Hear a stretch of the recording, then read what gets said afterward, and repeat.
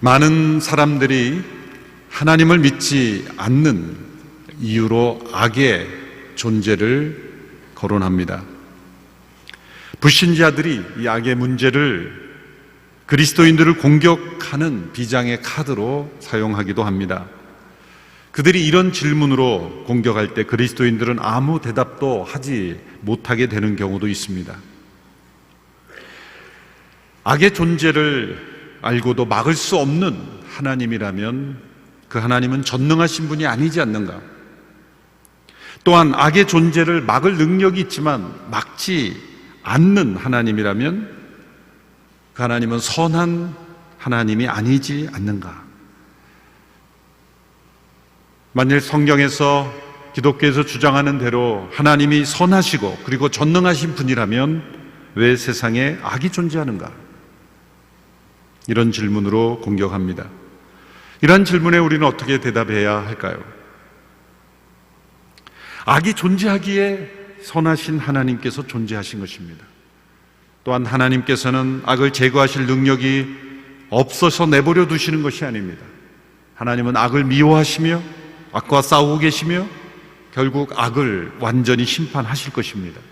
능력이 없으셔서 시간이 걸리시는 것이 아니라 선으로 악을 이기심으로, 일시적으로 악을 허용하심으로 더 선하신 하나님의 역사를 이루시려고 하심입니다.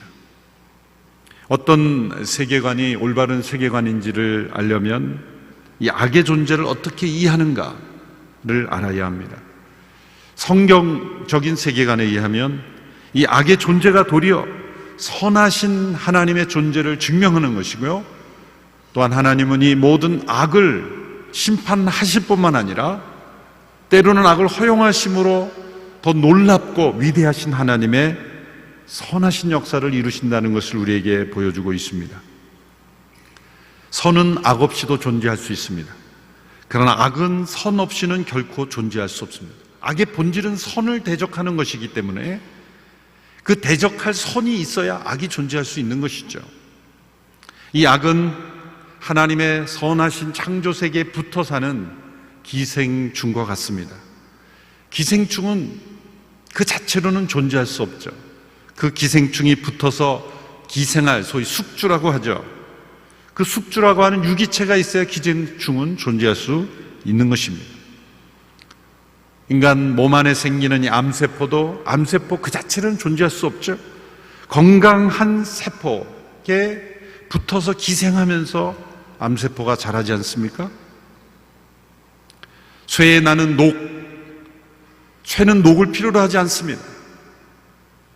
그러나 녹은 반드시 쇠가 있어야 존재할 수 있는 것과 마찬가지입니다. 성경은 악의 기원을 분명하게 밝히십니다. 이 악은 무에서부터 스스로 존재한 것이 아닙니다. 원래부터 존재하는 것이 아닙니다. 선하신 하나님께서 창조하신 존재가 선하신 하나님을 대적함으로써 시작된 것이라고 분명히 말씀하고 있습니다. 유다서에 보면 자기의 처음 지위를 지키지 않고 처소를 떠난 천사들이 있다 말씀하고 있습니다.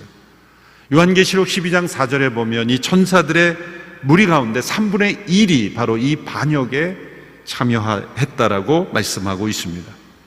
하나님께서 선한 계획 가운데 창조하신 천사들 가운데, 능력 있는 천사들 가운데 교만하여져서 하나님으로부터 독립하여 선하신 하나님께 대적하고 반역한 무리들, 바로 거기로부터 세상에 악이 존재하게 되었다는 것이죠. 에스겔 28장에 보면은 두로 왕의 교만과 이에 대한 하나님의 심판을 말씀하고 있습니다.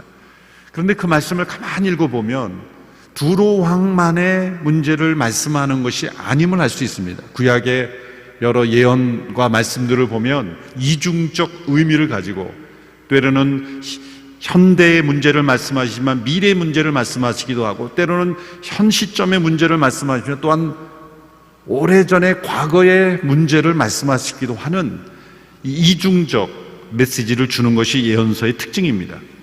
에스겔 28장에 보면 지상의 타락한 권세였던 두로 왕의 문제만이 아니라 그 권세 이면에 있는 더 큰 문제를 가진 영적 존재에 대해서 말씀하고 있다는 것을 우리는 알 수 있습니다. 에스겔 28장 12절에서 15절의 말씀입니다. 제가 읽어드리겠습니다. 사람아, 두로 왕을 위해 슬픔의 노래를 지어라. 그리고 그에게 말해라. 주 여호와가 이렇게 말한다. 너는 완전함의 본복이었고 지혜가 가득했으며 아름다움이 완벽했다. 너는 하나님의 정원 에덴에 있었다. 루비, 토파즈, 다이아몬드, 황옥, 오닉스, 장옥, 사파이어, 남보석, 에메랄드, 금 온갖 보석으로 너를 치장했다. 내가 창조되던 날 작은 북과 피리가 너를 위해 준비됐다. 너는 수호의 그룹으로 기름 부음 받았다. 내가 너를 세운 것이다. 그러므로 너는 하나님의 거룩한 산에 있었고 불타는 돌들 가운데 걸어 다녔던 것이다. 내가 창조된 그날부터 내 길이 완전했는데 결국 내게서 죄악이 발견됐다. 13절에서 에덴에 있었다고 하니 단순히 두로 왕이 아니죠. 인간이 창조되기 이전부터 있었던 존재, 또한 하나님의 수호의 그룹으로 기름 부음 받았다. 기름 부음 받았다는 것은 제사장의 역할이라는 것이죠. 하나님의 영광과 하나님의 이름을 수호하는 그룹들로 창조받은 존재, 하나님의 거룩한 산에 있었다고 하니 하나님의 통치를 대행하는 역할을 하는 이러한 존재, 이렇게 하나님께로부터 고귀한 제사장과 통치자의 직분을 받아 다른 어떤 존재보다 뛰어난 능력을 가진 존재가 하나님을 대항하게 되었다는 것이죠. 28장 17절 전반부에 보면 그 이유가 나와 있습니다. 같이 읽어보겠습니다. 시작. 내 아름다움으로 인해 내 마음은 교만해졌고 내 영광으로 인해 너는 내 지혜를 더럽혔다. 악의 뿌리는 교만입니다. 교만은 자유의지를 가진 존재가 스스로에게 속아 하나님을 대적하는 것이죠. 교만 그 자체는 속임수가 있습니다. 교만의 속임수는 자기 스스로가 가진 영광과 지위와 아름다움, 그것이 바로 자기 스스로에게서 존재한 것처럼 착각하고 속는 겁니다. 하나님께서 주신 영광, 하나님께서 주신 지위, 하나님께서 주신 아름다움을 자기 스스로 가진 것처럼 자기 스스로에게 속아서 자기를 높이는 것, 그것이 교만이죠. 하나님 한 분 외에 어떤 존재도 스스로 영광스럽지 않습니다. 하나님 한 분 외에 그 어떤 존재도 스스로 아름답지 않습니다. 하나님 한 분 외에 그 어떤 존재도 스스로 지혜롭지 못합니다. 하나님 한 분 외에 모든 존재에게 주어진 영광, 지혜, 아름다움은 다 하나님께서 주신 것입니다. 교만이란 받은 것을 가지고 마치 스스로 자기에게 있는 것처럼 속는 것입니다. 이사야 14장에도 보면 바벨론 왕을 또 언급하면서 이 두로 왕과 바벨론 왕은 당시에 최고의 영향력 미쳤던 그런 세속 권세죠. 이사야 14장에서는 바벨론 왕을 언급하면서 바벨론 왕이 아니라 그 배후에 있는 또한 마귀의 영적 정체를 드러내십니다. 이사야 14장 12절에서 14절의 말씀 우리 같이 한번 읽어볼까요? 시작. 웬일이냐 새벽의 아들 샛별아, 내가 하늘에서 떨어지다니 민족들을 무찌르던 내가 땅에 처박히다니 너는 속으로 이렇게 말했었지. 내가 하늘로 올라가서 하나님의 별들보다 더 높은 곳에 내 보좌를 높이 세우겠다. 북쪽 끝에 있는 신들의 회의 장소인 산 꼭대기에 내가 앉겠다. 내가 구름 꼭대기 위로 올라가서 가장 높으신 분과 같아지겠다. 구약의 이 별들은 천사들을 가르치는 용어입니다. 새벽의 아들 샛별과 같은 존재가 땅에 떨어지는 추락이 있었다. 여기 보면 5가지 교만한 외침이 나오죠. 내가 하겠다, 이게 5번 나옵니다. 이런 죄를 짧고 가장 단순하게 정의하면 이겁니다. 내가 하겠다. 이것이 죄에 대한 정의죠. 5번의 교만한 외침이 나오죠. 내가 하늘에 오르겠다. 세상에서의 주어진 통치에 만족하지 않고 하나님의 영역에 들어가고자 하는 것이죠. 두 번째로, 내가 하나님의 별들보다 내 보좌를 높이 세우겠다. 다른 천사들보다도 내가 가장 높아지겠다. 내가 북쪽 끝에 있는 산 꼭대기에 앉겠다. 이 북쪽 끝에 있는 산 꼭대기에는 하나님의 왕권, 메시아의 왕권을 의미하죠. 네 번째로, 내가 구름 꼭대기 위로 올라가겠다. 구름이란 하나님의 영광의 상징이죠. 하나님의 영광을 내가 누리겠다. 다섯 번째로, 내가 가장 높으신 분과 같아지겠다. 하나님의 주재권, 하나님의 통치를 자기가 동일하게 누리겠다는 거예요. 이 악한 사단 마귀의 출현의 원인은 바로 이러한 교만입니다. 이것이 악의 기원이요, 본질이요, 계속해서 악을 생산하는 공장인 것입니다. 따라서 이 교만은 우리의 육체가 없어도 먼저 존재할 수 있는 죄. C.S. 루이스라는 분은 이 교만이라는 죄는 동물적 본성을 통하지 않고 바로 지옥에서 올라오는 영적인 악이다.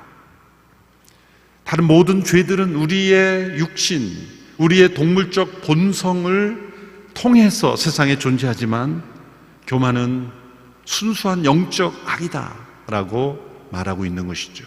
우리의 동물적 본성을 필요로 하지 않는 것입니다. 바로 이러한 악이 세상에 존재하며 이런 악한 자가 세상에 존재한다는 것을 우리는 기억해야 합니다. 또 사람들은 이런 질문을 던지죠. 왜 그러면 하나님께서는 천사가 교만해져서 그렇게 사단이 되도록, 마귀가 되도록 내버려 두셨습니까? 이 질문은 이후에 존재하는 인간의 타락, 하나님께서 인간을 타락하도록 내버려 두셨습니까? 라는 질문과 같은 질문이시죠.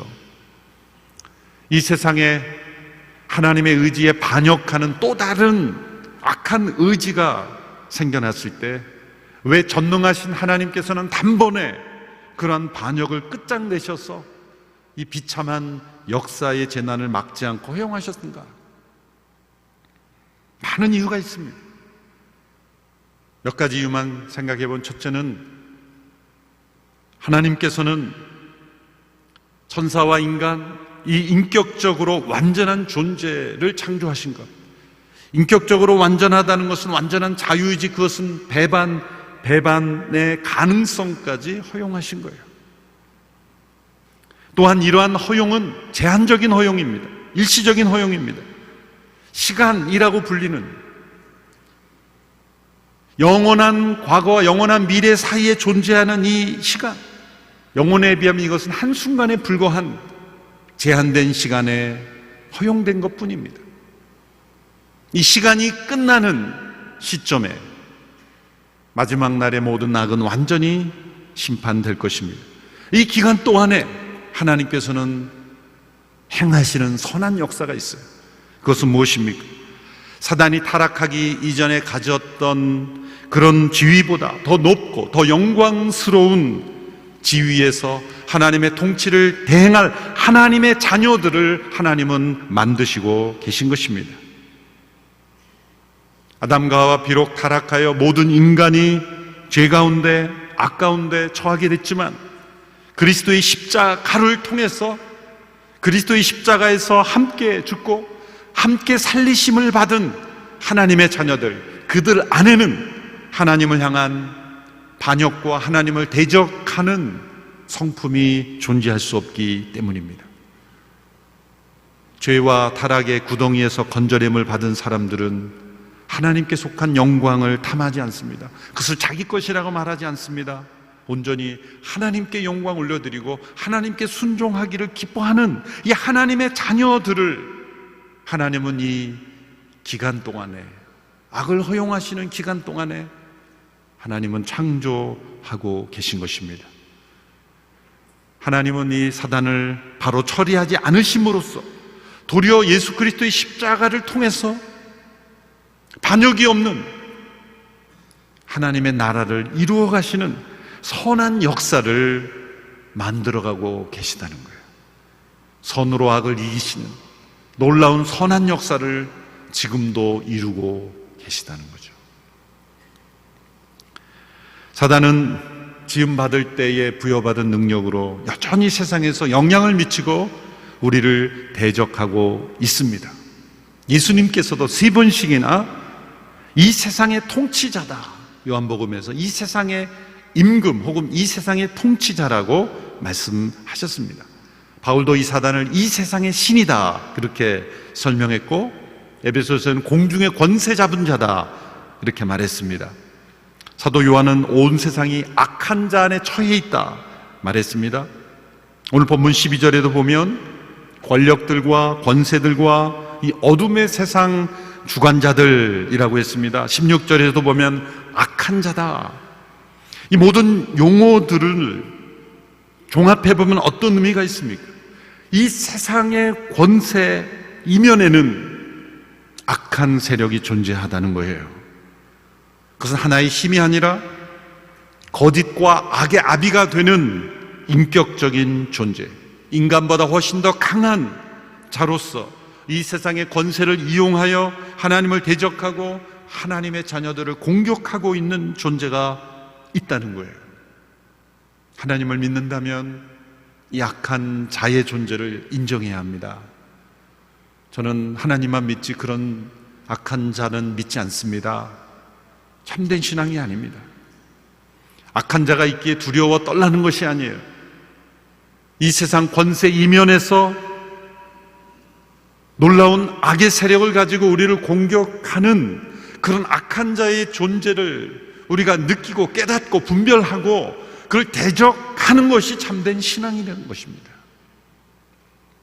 오늘 본문 11절에 의하면 사단은 계략을 가지고 우리를 대적하고 있다고 말씀하고 있습니다. 이 계략이라고 번역된 단어는 계속적으로 변화되는 속임수라는 뜻입니다. 사단은 에덴 동산에서 아담과 하와를 유혹하고 쓰러뜨릴 때보다, 그때 가졌던 교활한 속임수보다 지금은 훨씬 더 심해지고 더 세련됐습니다. 더 간파하기가 어렵게 만들고 있습니다. 왜 그렇습니까? 오랜 시간 동안 인류의 역사를 통해서 수많은 사람들을 무너뜨린 이 축적된 경험이 있기 때문이에요. 요즘 말로 소위 빅데이터가 있는 거죠, 사단에게. 수많은 사람들을 공격하고 넘어뜨린 그 경험으로 인해서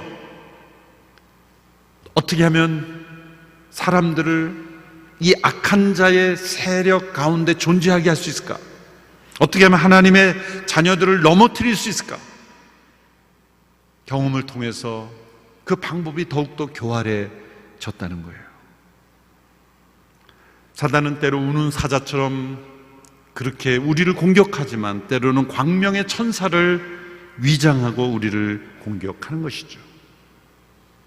스펄전 목사님은 이 사단의 교활함은 우리를 공격할 때 쓰는 방법을 보면 알 수 있다.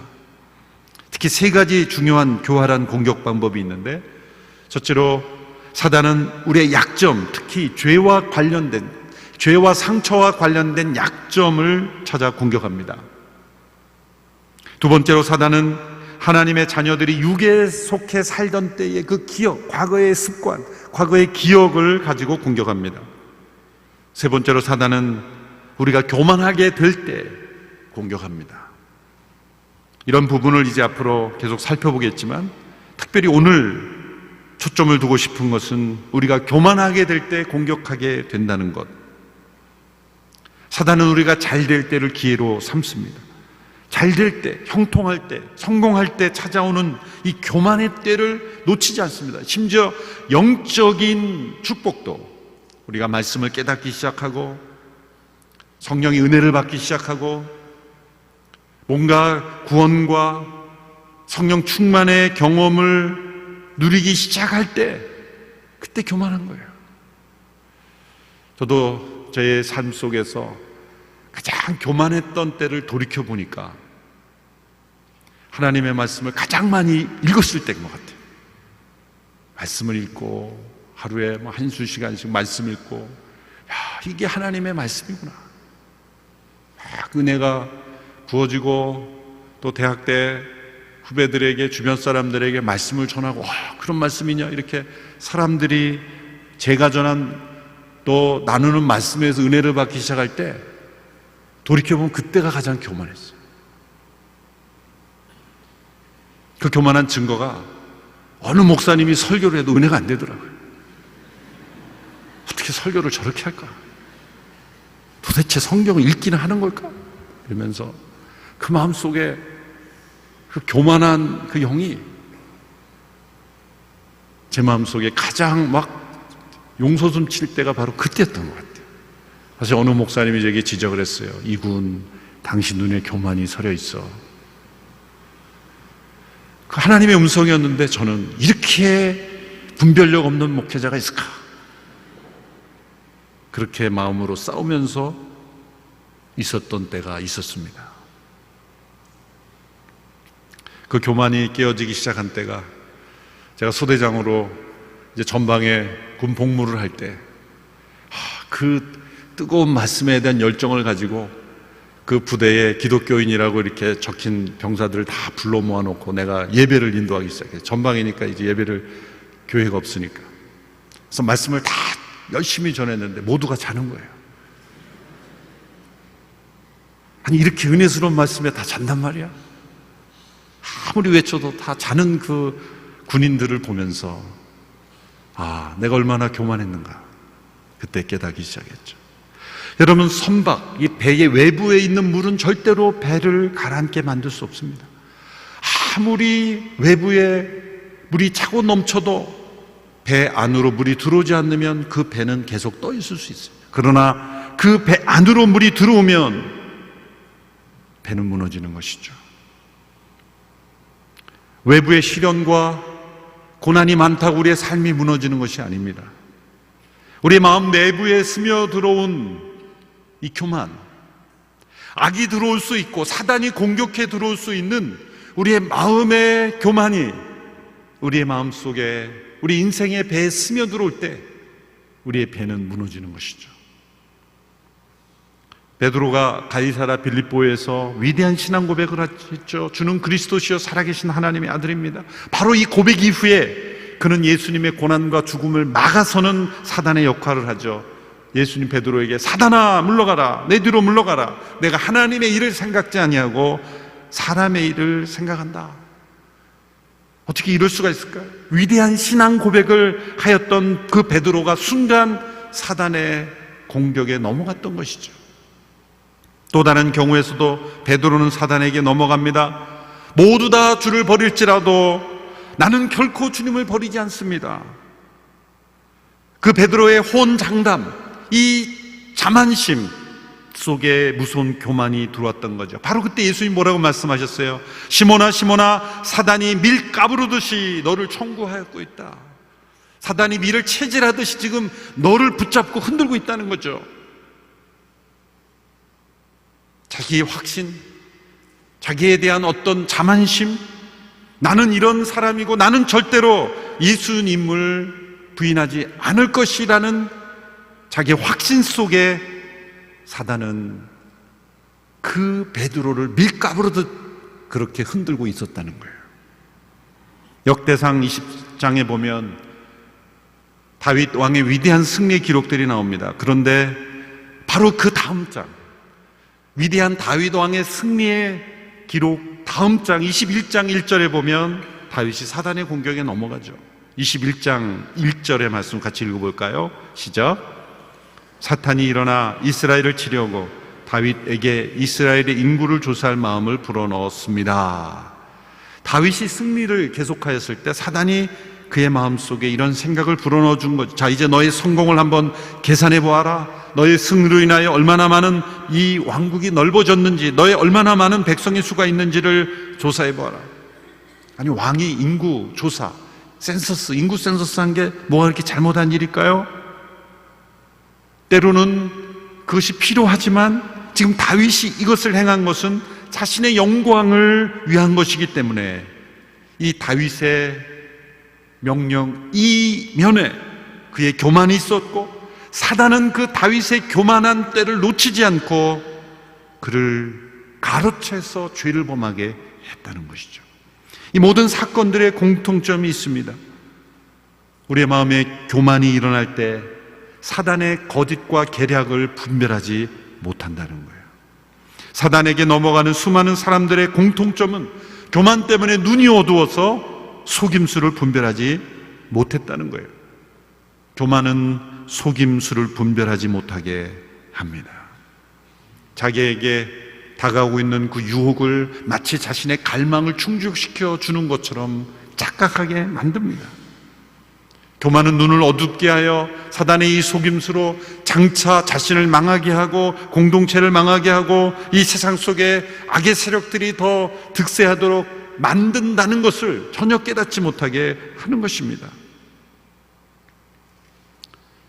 목회자가 교만해질 때 교회의 공동체 전체는 사단에게 무너지는 거예요. 성도님들이 목회자를 기도할 때 교만하지 않도록 기도해야 돼요. 교회 리더십들이 교만하면 다툼과 분열이 끊이지 않습니다. 우리 성도들의 삶 속에 교만은 고난 속에서가 아니라 도리어 고난은 우리의 교만을 벗기죠. 그러나 형통할 때, 영적으로 풍성한 은혜를 받을 때, 내가 원하는 성공적인 삶이 이어질 때, 다른 사람을 바라보며 저 사람은 왜 저렇게 은혜를 받지 못하느냐? 저 사람은 무슨 죄를 많이 져서 저렇게 고난 속에 있느냐? 그렇게 교만하며 다른 사람을 무시할 때 사단은 여지없이 틈탑니다. 여지없이 공격합니다. 다윗을 무너뜨렸고 베드로를 무너뜨렸던 하나님의 구속 역사의 가장 대표적인 인물 아닙니까? 베드로는 신약의 가장 대표적인 위대한 사도요, 다윗은 구약의 가장 위대한 왕 아닙니까? 바로 그렇다면 우리를 공격하는 것이야 말로 사단은 너무나 쉬운 일일지도 모릅니다. 그러나 사단이 우리를 공격한다고 해서 두렵고 떨 일은 아닙니다.